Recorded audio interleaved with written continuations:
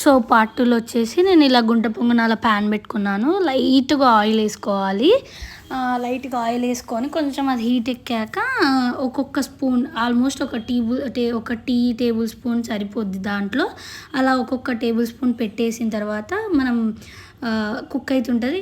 Cap పెట్టేసి ఒక 5 minutes అవి చూస్తే కుక్ అయిందో లేదో తెలుస్తుంది. దాని ప్రకారం మీరు రివర్స్ చేసుకోండి, సెట్ అయిపోద్ది. ఇది ఒక టైప్ ఆఫ్. అండ్ ఇది వచ్చేసి ప్యాన్ మీద కట్లెట్ టైప్ చేస్తున్నాను. ఈజీగా చేసుకోవచ్చు అంటే క్లాత్ మీద ఏం చేసుకోవచ్చు, చేతి మీద ఏం చేసుకోవచ్చు, డైరెక్ట్ ప్యాన్ మీద ఏం చేసుకోవచ్చు, మీ ఇష్టం. నేను అలా ప్లేట్ మీద వేసి వేసాను, ఆయిల్ రాసి ఇలా అటు ఇటు కగ్గోలించుకుంటే సూపర్ ఉంటాయి. అండ్ 2 types చేశాను, ఎవరిష్టం వాళ్ళు. కట్లెట్ లాగైనా గుంట పొంగనాలు లాగైనా తినొచ్చు. కాకపోతే కట్లెట్ కొంచెం ఆయిల్ పడుతుంది, గుంట పొంగనాలకి పెద్దగా ఆయిల్ పట్టదు.